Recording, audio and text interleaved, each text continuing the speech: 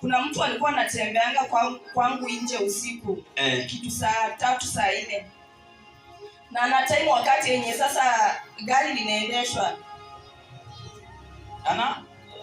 wakati yenye gari linaendeshwa inanguruma sasa anakuja anagonga kioo kwa dirisha hivi.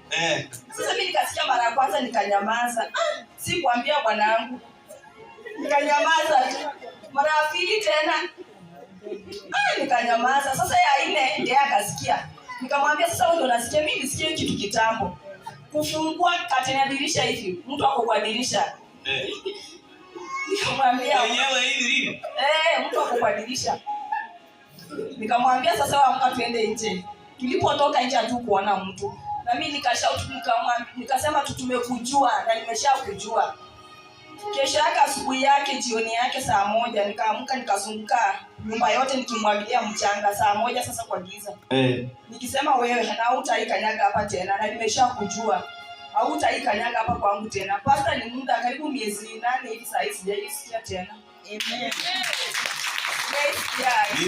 Mimi wanangu mnaniua na kitu moja. Mchanga hii. Hii ushuhuda mchanga ni nyingi sana.